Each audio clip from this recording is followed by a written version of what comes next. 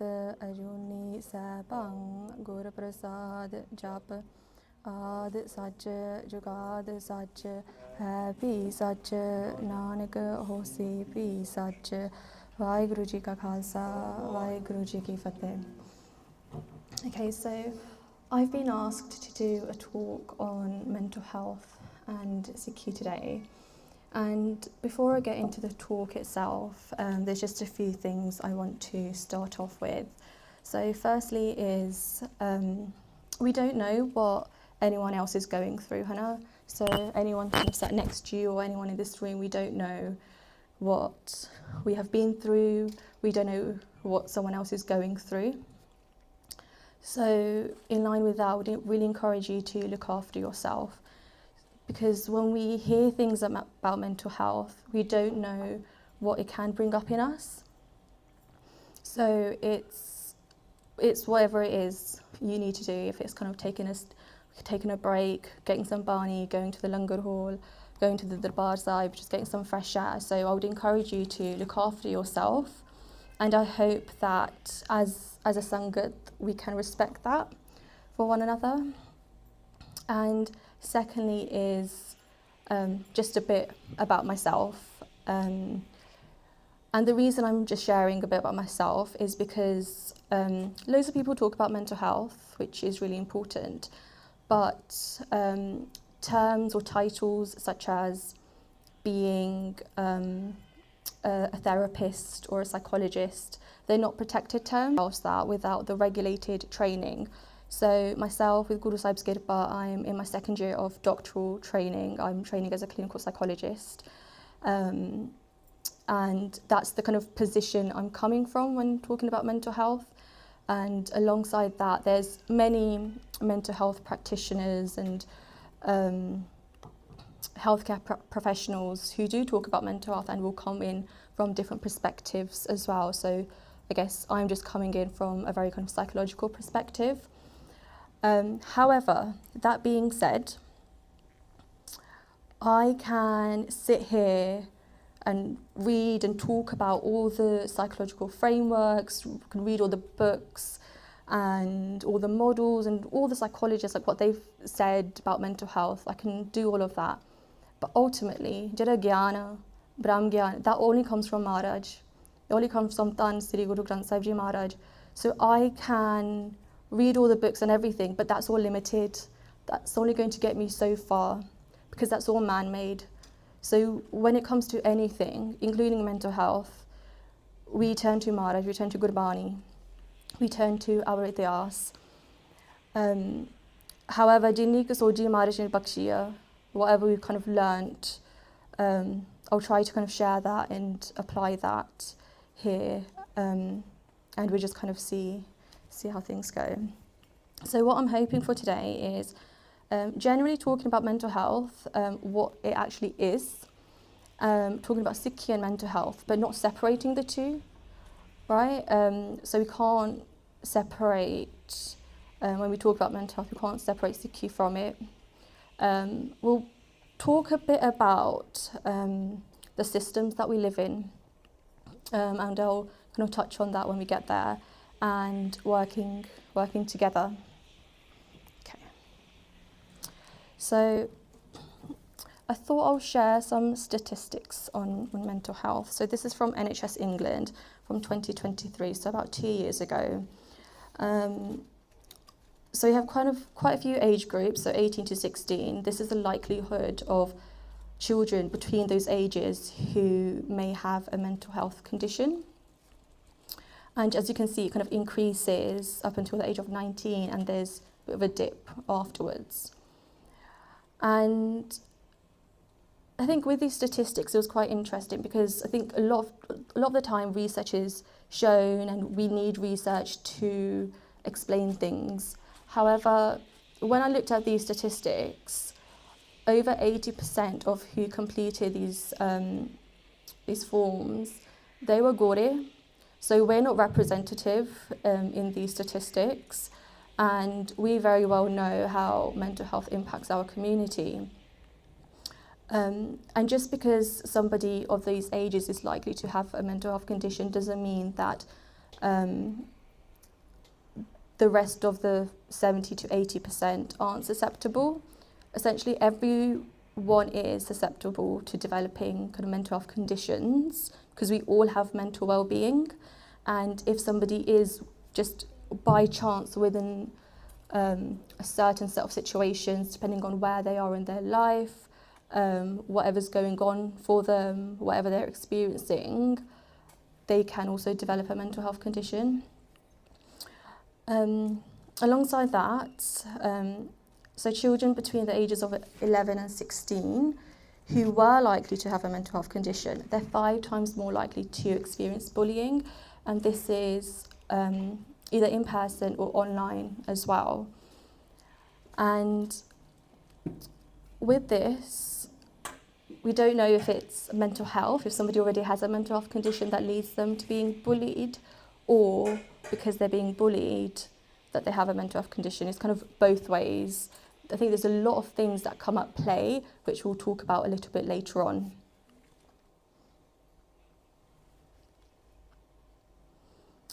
A lot of the time, so children who are transitioning through adolescence, they're more likely to experience mental health conditions because a range of factors that are going on for them in their life. There's so many changes that are going on physically, developmentally, and I guess we're talking about later as well how kind of what our role is as a band, as a sangat, as parents as well, what our role is. And like I was saying earlier, over 80% of the data that was from Jori, so that was from white people. The rest of the 20% were ethnic minorities. That's as a whole, so just people of colour. And this isn't representative of the Sikh Punjabi population. So generally, people of colour are more likely to be undiagnosed of mental health conditions. And this is for various reasons, because of how it presents with us, the language. We don't really have the language to understand mental health, and it doesn't really help that I'm doing the talk in English as well. And for us, we need to think about our, I think there's a lot more stress and worries and anxiety these days when it comes to having children. And also less likely to exercise, and that's a very huge part of just general well-being, physical well-being as well. However, on the flip side, they were more likely to be playing video games and experience difficulties with their sleep. So I think we all know that there's kind of a lot of concerns around video games, kind of video games that exist, and what it does to our attention, and generally the detrimental effects of video games and difficulties with sleep as well. So especially at that young age when children are developing mentally, physically, it's quite concerning. So they need all the kind of elements of support at those young ages, later on in life as well, but more so when they're developing. Okay, so I'm going off of the definition from the World Health Organization. So when we talk about mental health, it's emotional, psychological, and social well-being. However, when we do talk about mental health, a lot of the times these are very much Western concepts. Mental health, generally our well-being always existed from time.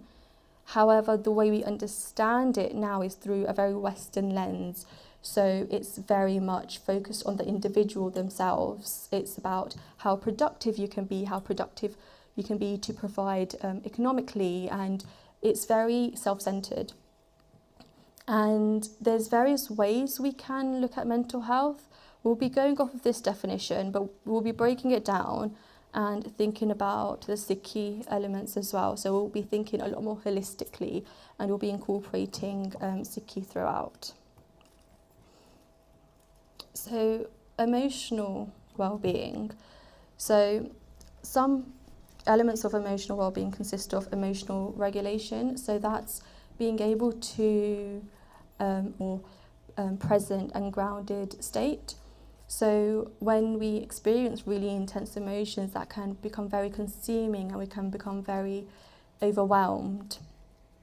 And it's during those states where we can potentially act out in ways that's quite harmful and not in line with maybe who we are. But because that state is really intense, it can be really difficult to navigate. So the reason this happens is because our nervous system is always searching for threat, is always looking for danger, and it's always trying to find ways to keep you safe. So it could seem like something very small happens and it leads to a very big reaction. And when our nervous system is continually being activated, it leads us to being quite dysregulated, and that in itself can feel very overwhelming. It impacts our decision making, and we can end up doing things or saying things that can be quite harmful, not just to others, but to ourselves as well. And with our nervous system, what happens is that it remembers. So from a young age, if we've experienced a lot of threat, what happens is our body remembers. So it could be what we see as a very small trigger, and we go from 0 to 100 really quickly, but our body remembers. And how our nervous system is regulated is actually passed down through generations. So it might feel that we're not in control, which is actually true. A lot of the time it does feel that we're not in control, because the way we cope, the way we manage our emotions has biologically also been passed down through generations. And if you just think about, like I said before, how much our previous ancestors or generations have gone through, it's quite a lot. It's quite a lot for us to hold and for us to manage as well. And I don't want it to be something that feels it's just our responsibility, because that's a lot on one person. But just kind of keeping in mind that our body holds on to a lot of these experiences, and in one way that's hopefully feels as if we're taking the blame away from ourselves. And to feel more regulated, to feel more present, it's important to feel grounded and to notice what is going on. So it's thinking about how we do that. How can we use Sikhi to ground us, to help us feel more present, and bringing yourself in a state where you're able to calm yourself and your thoughts. And this allows us to be mindful and aware, not only of our emotions we experience, but our actions and how we're navigating difficulties in our life. And it just thinking about this as well, it's how mental health presents physically for us. So this, just thinking about the language that's used. So for our parents, grandparents, they might not say that I'm feeling anxious or I'm feeling low, but they may say that they've got headaches, digestion issues. They might say, might use these kind of terminologies, but it's their kind of anxieties or worries and low mood that's presenting physically. And usually before we're able to actually even acknowledge what's going on for us, we're able to kind of name, this is how I feel. Our body already knows. And I think it's something really important with trusting our gut as well. Trusting, okay, this is how I feel. Like if we go somewhere and we feel really anxious and uncomfortable, why is that? It's being very aware of it. So I guess another element of emotional well-being is self-awareness. So it's being able to recognise and name these emotions, and how they impact our thoughts and behaviours. Another element of emotional well-being is self-compassion. And so this is taking very much a non-judgmental stance. This doesn't mean that we're not reflective and we keep letting ourselves off, and we just allow ourselves to get away with things. It's more about showing up for yourself, even when things are challenging, but doing it in a way where we're curious, we're not judgmental towards ourselves. And a lot of that is about being sincere and being accountable towards ourselves. Because at the end of it, we need to think about how we look after ourselves. So self-compassion isn't about avoiding responsibility, but it's holding yourself accountable without shame. And I think there's a lot of shame in our community in general. We make one mistake, that's it, right? And that makes us a lot more critical of ourselves, naturally. It's also not about self-pity, so it's acknowledging what you are going through is hard, right?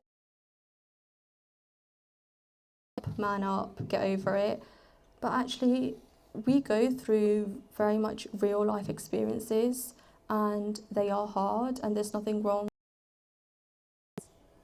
This is hard, whatever you're going through. And it takes a lot of courage to face your pain. I think it's so much more easier to be critical of ourselves and just talk so negatively about ourselves. But it takes a lot more strength to be kinder and gentle with our own selves. We're very kind and nice to other people, but we disregard our own selves. We don't really hold ourselves to the same standards. And the last point for emotional well-being is expression. So being in a safe environment to express your emotions, so being able to feel safe enough to voice how you're feeling, to acknowledge what you are going through and express that in a safe way. Because if we end up suppressing our emotions, what happens is we end up developing quite unhelpful coping mechanisms, so they're unhelpful for us and for others. So this can be dependency, so alcohol, that's a very big issue. A lot of it kind of boils down to suppressing our emotions and it being a way to cope. We know how alcohol itself impacts our community. And it makes it a lot more harder to cope and deal with stress and change. We all experience various types of stress on a day-to-day basis, whether it's work, school, friends, relationships, deadlines, whatever it is, we all experience some form of stress. And if we're not able to acknowledge, name what's going on, we're not able to regulate ourselves, we're not able to express ourselves, it leads to us coping in very unhelpful ways. And that's not to say that it's not putting shame on someone that, okay, you're playing video games the whole day because you're stressed. It's actually acknowledging what's going on, and that's the best way they can cope in the moment. So given the circumstances that they're in, that's what feels best, and that's maybe the only thing that they know of. Because we end up being quite critical of how one another experience and how we respond to stress as well. Okay. So the next part is psychological well-being.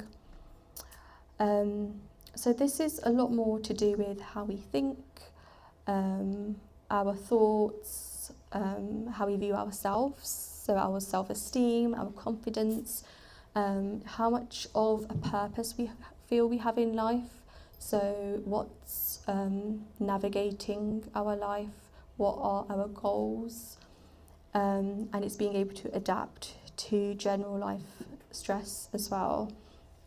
So when it comes to self-acceptance, like I was saying earlier, we can be quite critical of ourselves, how we think, and the way we think, we end up viewing the world in a very similar lens as well. And the way we view the world impacts how we feel.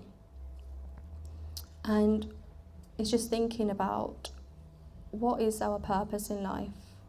Our purpose in life is essentially to break away from this duality our purpose in life is to look beyond this body, this mind, and for our soul to connect to Maharaj. But it's thinking about, what is our purpose? Is it in line with our values? Is it in line with our Sikhi principles, our Sikhi values? And when there's a bit of a disconnect, what happens is there ends up being a conflict with what we think we should be doing and what we truly should be doing. And it's having an awareness of our thoughts, so not attaching ourselves to these thoughts, because we have probably thousands of thoughts a day. The moment we wake up, we probably don't remember that thought by the time we're going to sleep. So we have so many thoughts a day, and our thoughts aren't facts, our thoughts aren't true. So it's having that awareness of, okay, how am I responding to things? What's my thought process? We've become very self-centered. We think, you know what, my mental health is the only one that's important. It's only my well-being. I'm only going to focus on myself, which to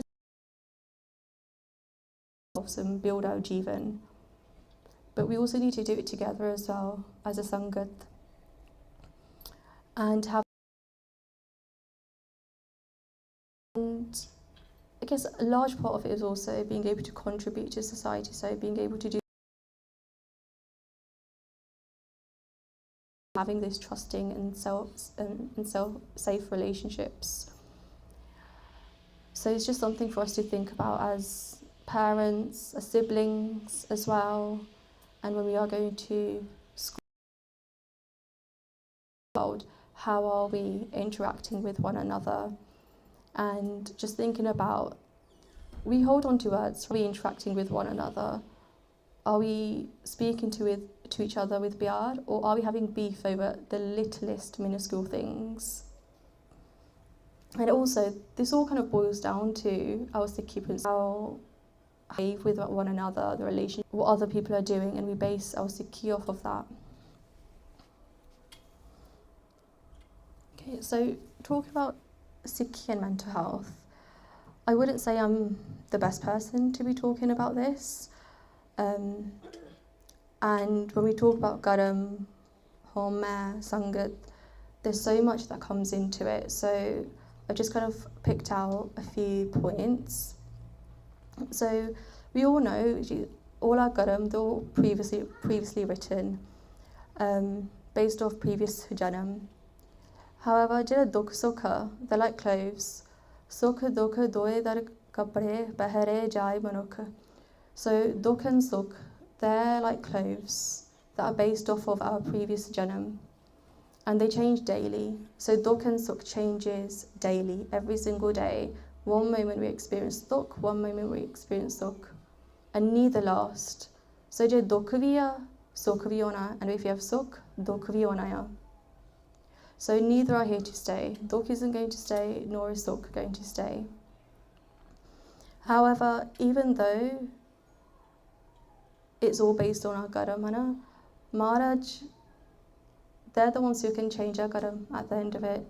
Jiri Kalam, it's all in Maharaj's hands. Sabna likhiya badi kalam.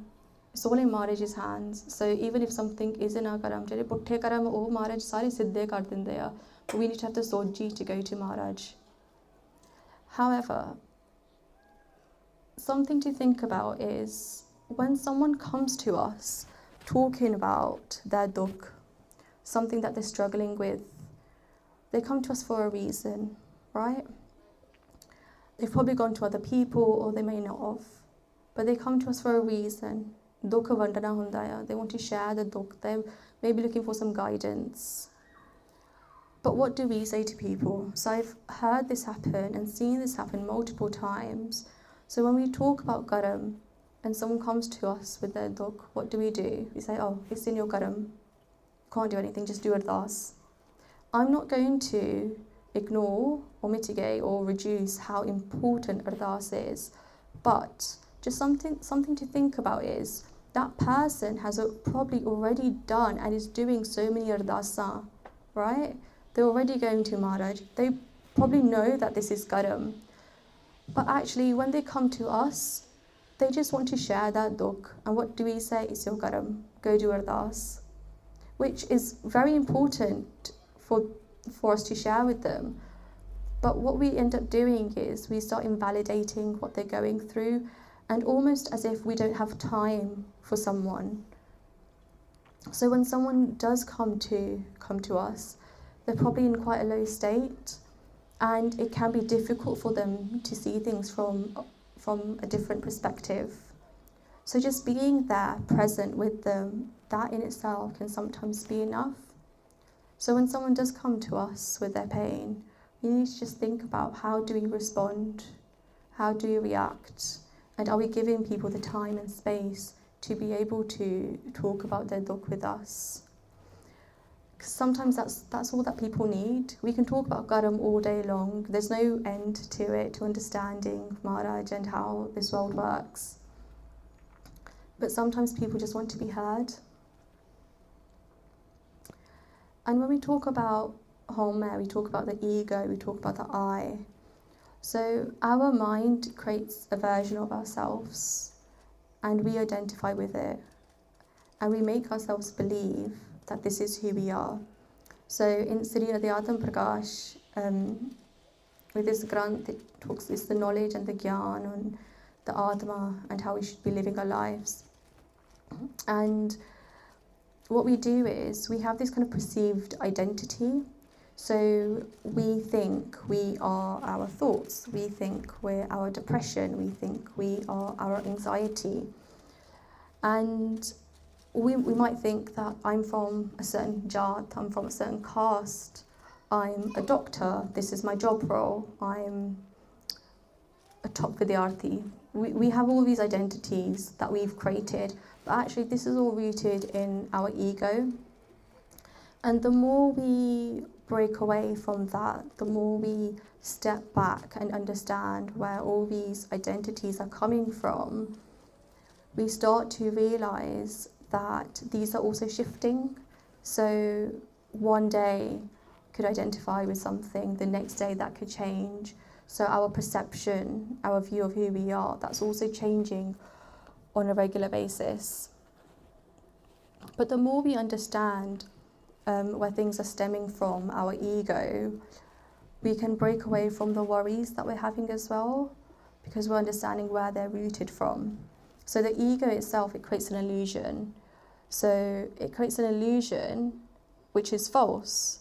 So how can our thoughts actually be true?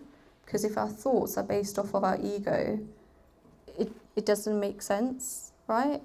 So then what's true? The only thing that's true is Maharaj, is Gurbani, that's the only thing that's true. And when we realise our thoughts aren't true, that means what's our identity? We're attaching ourselves to falsehood, and that's what we're meant to be breaking away from. And our ego tells us we're the most important, so we're the only ones that are suffering. So we dismiss everything that anyone else is going through, and we become quite self-centered and selfish. And in some ways, we justify hurting other people, all in the name of self-care, and these are my boundaries. When Maharaj had tell us that we don't speak harsh words to one another, we don't break people's heart, and the ego makes us believe that that's the most important thing to exist. And this takes me on to the next point of Sangat. So previously, we lived in communities, right? So if you look at how our grandparents, great-grandparents lived, there was very much a sense of community, cohesion. There were multiple generations living together in one household. And there was a sense of belonging, and you're not living or doing anything alone. And I guess this is very much a blanket statement. All households have their difficulties, they all have their issues. But generally, we had to face what one another were going through. Somebody was struggling, we had to acknowledge it, we had to voice it. But now we've become very isolated individuals. We have separated ourselves from one another. We live in very kind of small, immediate households We hardly see our family. We don't let anyone in our family, household. Don't let anyone in. And Sangat is very key. It gives you the sense of community, sense of belonging, and like we were talking about earlier, it allows us to feel that we belong somewhere, and at the end of it, we all want to belong, right? We all want to belong somewhere. We all want to feel that there's people we can turn to. We all want to feel that, you know what, I have someone I can talk to, and I belong somewhere. However, that's slowly diminishing, even within our own households. And a lot of the time, what would happen is, because we lived in such kind of multi-generational, larger households, and the community we had back home, that would buffer a lot of the mental health difficulties itself. And I guess now we're here as a Sangat, right? We're all experiencing life at the same time, but what we're experiencing is very different. So something one of you guys have been through, or let's say something I've been through, there's a guarantee that somebody else has experienced something very similar or is experiencing something similar. And I think that in itself allows us to feel so much more connected to one another. The realization that we're actually not going through things alone. We are all experiencing life at the same time.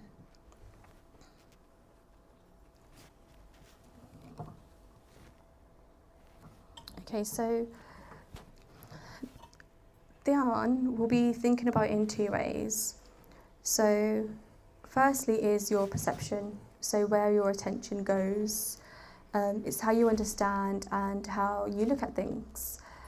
So if your mind is fearful, you're going to look out for threat and fear everywhere you go. So there's a difference between a fixed mindset and a growth mindset. So let's say two people sit the same exam and they both fail. Just realise that you all probably had exams, and this probably isn't the best example to use, but we'll go with it for now.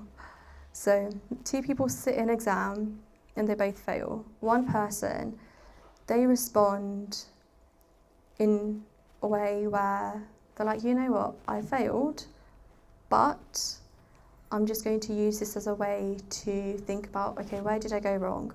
How am I going to improve my grades? How am I going to improve my revision skills? What can I do to grow myself to be even better? And understanding where we may be going wrong.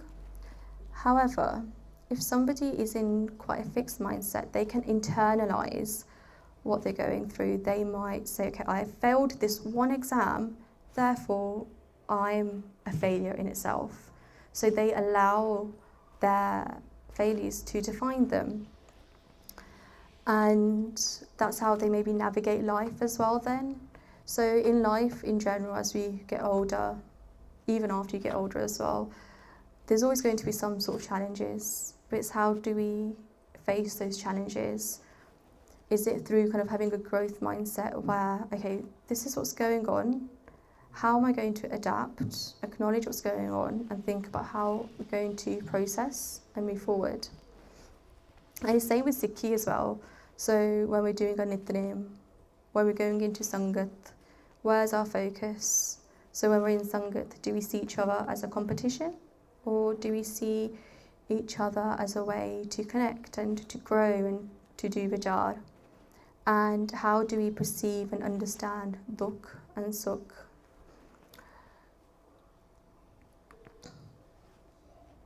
And it's also thinking about being conscious of our perception as well. So a lot of the time it's very much on autopilot, but that can be changed. So we can actively work towards having a growth mindset and shifting our belief system so it's more in line with our gratitude. So it's more in line with Sikhi, and we're able to acknowledge and appreciate all the other things that are going on in our life as well.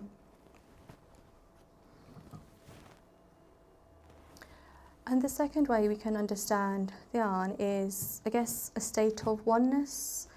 So modern and Western psychology now speaks about mindfulness and speaks about meditation, which has been taken from Eastern philosophies. And I guess in the West, they kind of just pick and choose and they decide what fits their agenda, and they would disregard the values of these philosophies. But Maharaj always talk about focusing on Maharaj, meditating on Maharaj. So being in oneness, in a meditative state. So it's going beyond the dukh and sukh that we're experiencing. And this is through Naam. And it's through Dharam as well. So Gur bin Gyan, Dharam bin Dhyan.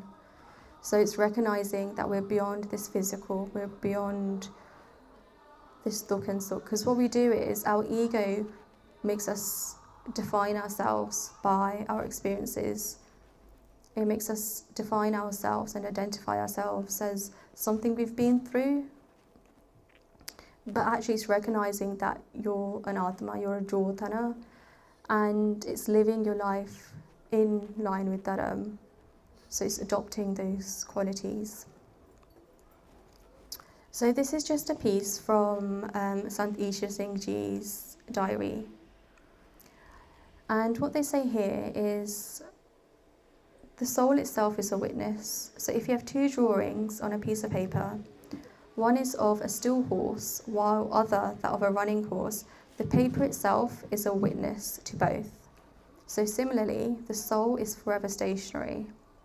Concentration and negativity are both states of mind.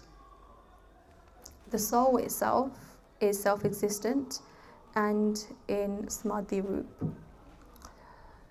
So, whilst they're talking about the Atma, we can think about the mind in the same way as well. So it's being an observer of our thoughts and not attaching ourselves to the thoughts that we're having. And when we do attach ourselves to our thoughts, a lot of the time we end up spiraling, don't we? We have one thought leads to the next, to the next, to the next, and we don't even remember where we started off from. So it's believing that we're not our thoughts and not attaching ourselves to these thoughts as well. And this kind of links back to not believing and seeing everything that we think. And it's being able to take a step back and recognise what's really going on for us.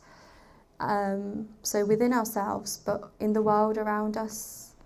So it's creating time and space. Time and space is a really important thing. So when it comes to deciding how you want to react and move forward, time and space really helps. So let's say if we're in a very heated argument, we can say things, do things, can react in ways that are quite harmful for ourselves and for other people.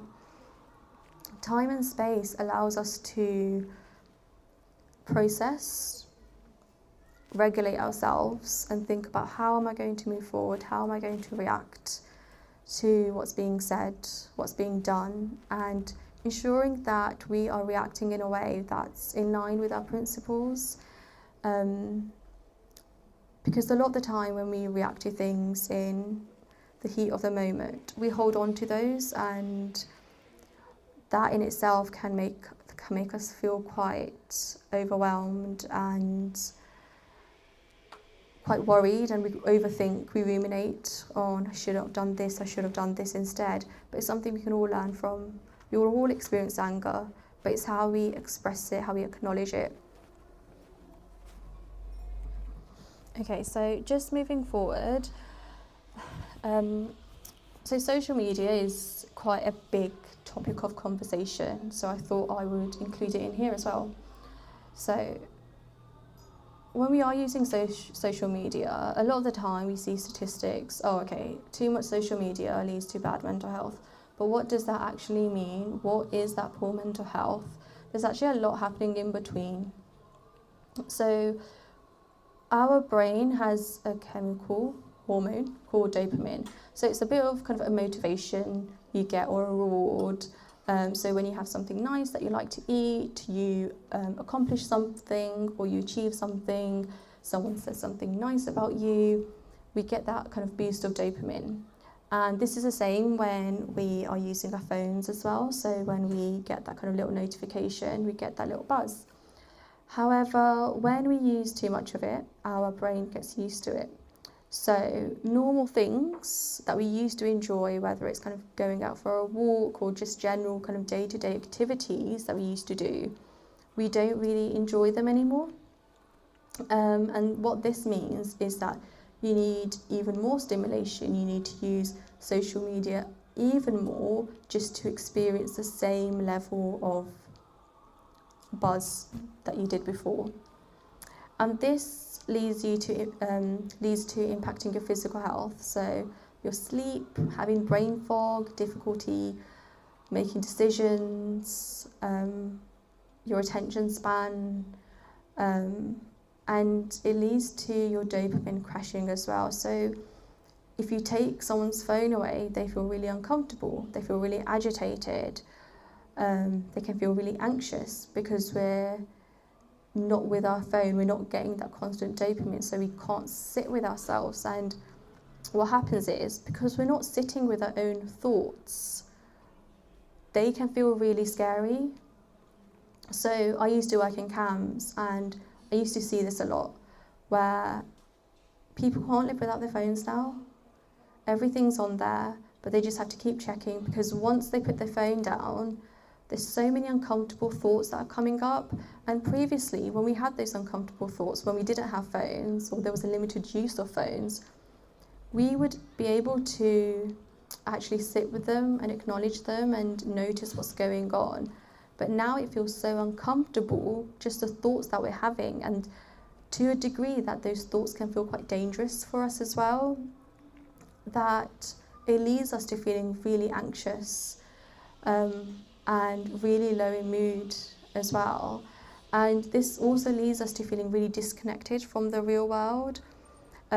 So even now, there's so much research that's coming out that there's so many developmental delays in children because so much screen time is being used.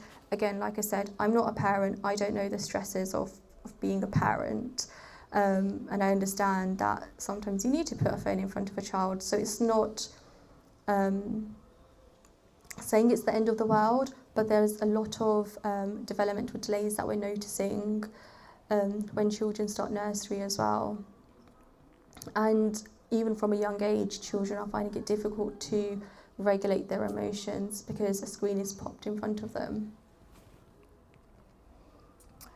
So that's the kind of biological, physical element of social media. However, there's so many other things that are happening as well in between. So our sense of identity is being shifted. So especially as we grow up, our identity is generally shifting. However,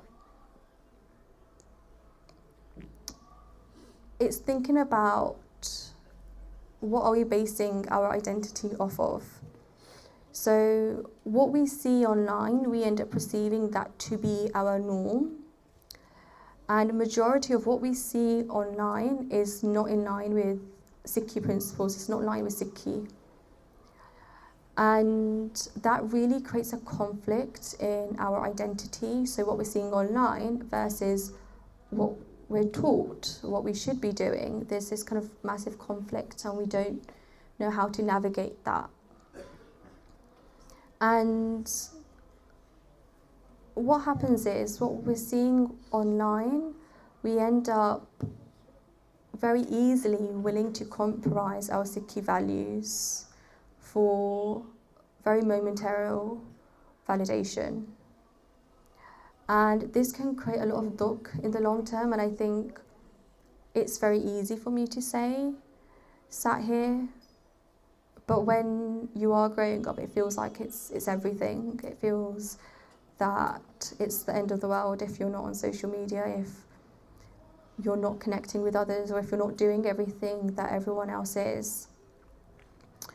It also creates a lot of desensitization. So there's a lot of suffering that we see on social media. There's a lot of inappropriate things that we see on social media that young people should not be exposed to. And this creates a very false narrative of what life is and what's really going on in life as well. And when it comes to our identity as well, it's thinking about how do we define what it is to be a Sikh? How are we defining that? Is it based off of what we see on social media? So what other Singhs are doing, what other Gaurs are doing, what other Bibi are doing? And what we do is we see people doing certain things on social media that's not in line with our Sikhi, and these are people that you're probably never going to see in your life. And what we do is we base our Sikhi off of them. We see what other people are doing on social media and we think that's the right thing to do. But actually, you guys are so lucky. You have so many ustads here that actually we should be turning to them to guide us. But we use social media to guide our lives. And I think a lot of it kind of comes down to having those healthy relationships at home, having those healthy relationships with Sangat as well, and this sense of self-identity and confidence within ourselves, within our Sikhi. And being so confident that irrespective of what the world says, so irrespective of what other people say and comment on us, but we're going to hold on to our principles, our values.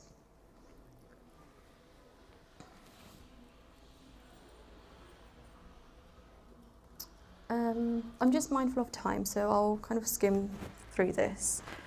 So when we think about an individual, or just think about mental health, what we do is we locate that problem just within that one person. We think there's an issue with this person, but actually there's so much that's going on around them. So we live in systems, we live in communities, and these all have a direct or indirect effect on us. So if you look kind of immediately, the closest system within our life is our family, our friends, our school, our Sangat. But these all interact with one another as well.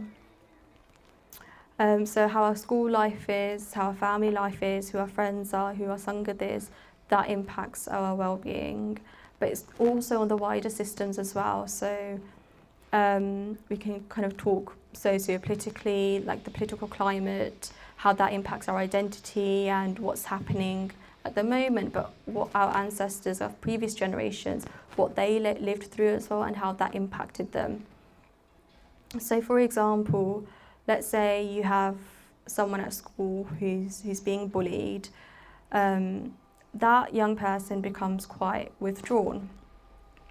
And they're being bullied because of the Sikhi, because this little Prangi who was at the start at school, he's being bullied for his identity. He doesn't have the confidence to go to his teachers to tell them, but let's say his parents are working long shifts 7 days a week. So he can't tell his parents either because they're always at work. And let's say he lives with his grandparents who might not be able to support them. They might not know what to do or might not have the language to express that. So this young person, they're being bullied. They don't really see their parents often because their parents are always at work, understandably so. And that means that the parents can't attend meetings, they're not able to bring their children to the Gurugar, to have Sangat. And what's happening around them is that they're in a system where their identity is being questioned and they're experiencing bullying and they don't have a safe space essentially. So who do they go to? They don't really have anyone to turn to. And the system that we're living in England, we live in a very white country, and that comes with its challenges as well. And there ends up being this conflict between what's happening at school and what is expected of this young person as well. And it's thinking about the time that we're living in as well. So there's always been a lot of racism, but what happens with this young person as they kind of grow up, they begin to question their identity a lot more because they haven't been able to understand or have the safe place to explore their identity, their Sikhi identity, and it's being questioned at school, so there's a significant conflict between the two. And it's just thinking about what we do is we think there's a problem within the person, but actually there's so many factors around us that are at play, and it's thinking about how do we work together, how do we think about, okay, what's happening at school, what's happening at work, what's our family like, what's our friendship circles like, and it comes down to how we're interacting with our children as well, and just being mindful of that.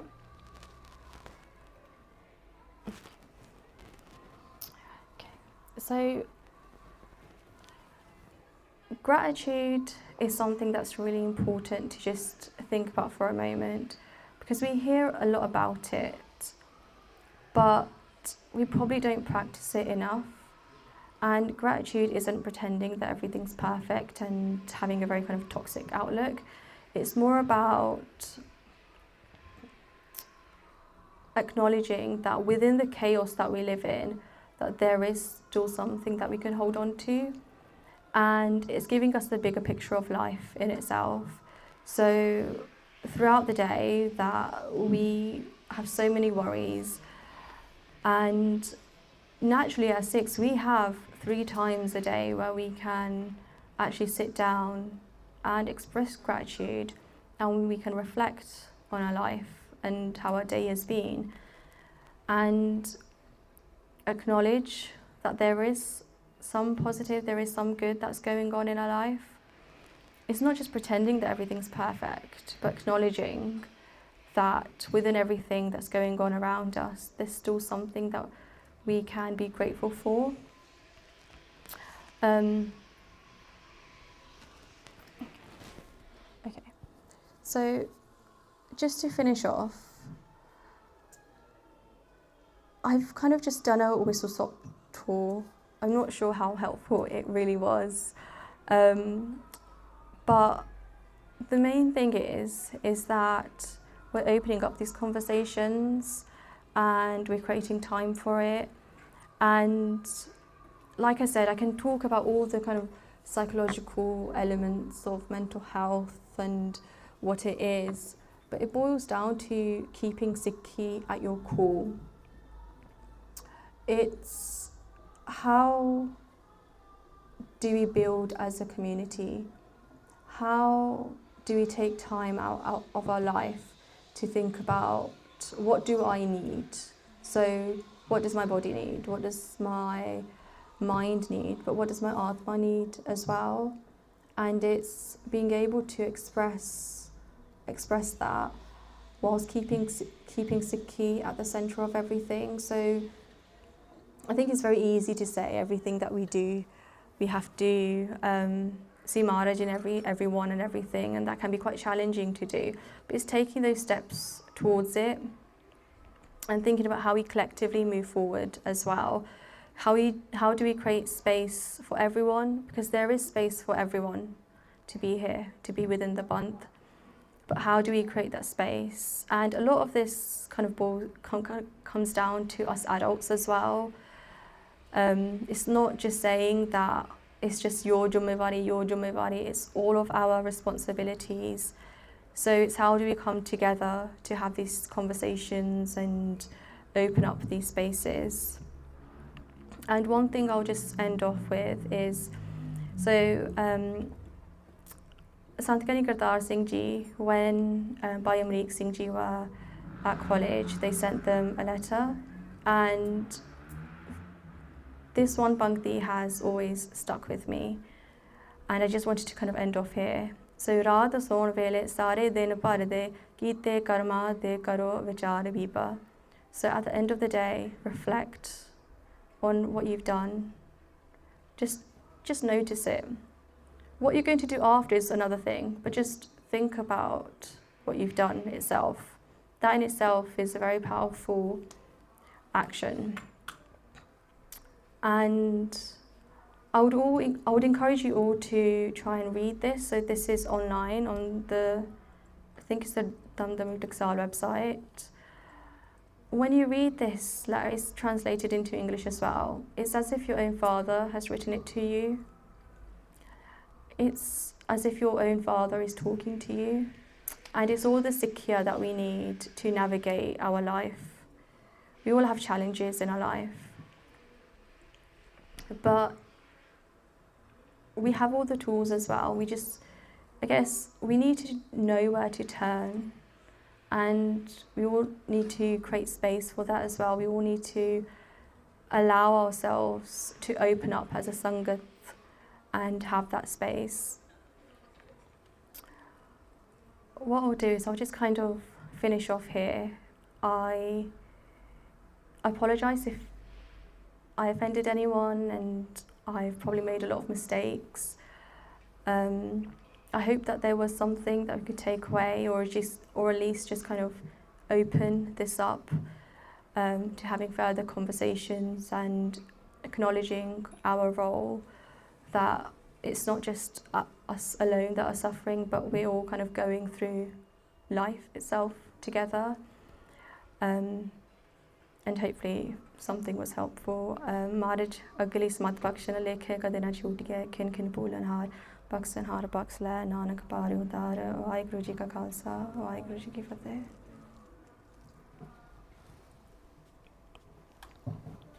Waheguru Ji Ka Khalsa, Waheguru Ji Ki Fateh. First of all, thank you for everyone attending today, and thank you for Benji for doing today's talk. So anyone who's here for the first time, we have talks every single Monday by different talkers and on various different topics. So beinti to everyone to attend as many as you can.